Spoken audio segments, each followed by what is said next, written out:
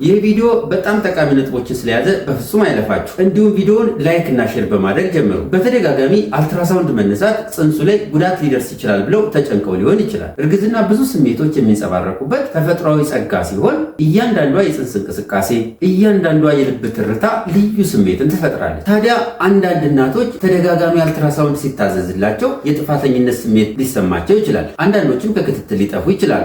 ምክንያቱም የአልትራሳውንድ ማሽኑ ልጄን ይጎዳብኛል ብለው ስለሚጨነቁ። እውነታው ግን አልትራሳውንድ የሚጠቀመው የድምፅ ሞገድን ነው። አልትራሳውንድ ውስጥ ጨረር የለም። አልትራሳውንድ ውስጥ ኤክስሬይ የለም። አልትራሳውንድ ምንም አይነት ጉዳት የሌለው ምንም አይነት ጨረር የማይጠቀም መሳሪያ ነው። ሐኪምሽ ያለምንም ምክንያት አልትራሳውንድ አያዘዝም። አልትራሳውንድ የልጅን እድገት ለማየት፣ የእንግዴ ልጅ ሁኔታን ለማጤን፣ የእንሽርቷ መጠኑን ለመለካት፣ የጽንሱን እድገትና ኪሎ ለመለካት ሊታዘዝ ይችላል። አንዳንድ ጊዜ በተለያዩ ምክንያቶች በተደጋጋሚ አልትራሳውንድ ሊታዘዝ ይችላል። ይህ ግን በፍጹም ልጅሽ ላይ ጉዳት አያደርስም። በአልትራሳውንድ ምክንያት በፍጹም ልጅሽ ላይ ምንም አይነት ጉዳት አያጋጥም። ማህፀን ለዚህ ኃላፊነቱን ይወስዳል። ምክንያቱም ማህፀን ምቹና ለልጁ ተስማሚ ቦታ ስለሆነ። አልትራሳውንድን ልክ እንደ መስኮት ውሰጂው። ሰላማዊና ምቹ መስኮት ውስጥ ላይ የሚካሄዱ እውነቶችን ቁልጭ አድርጎ የሚያሳይ። ሐኪምሽ አልትራሳውንድን ካዘዘ ለልጁ ጤንነት ሲባል እንጂ ልጅሽን ለመጉዳት አይደለም። ይገባኛል። የእናትነት ፍቅር፣ የእናትነት ስሜት፣ የእናትነት ጉጉት በቃላት አይገለጽም። ለዚህ ነው ከመጠን በላይ የምትጨነቁት። የልጅሽን ጤንነት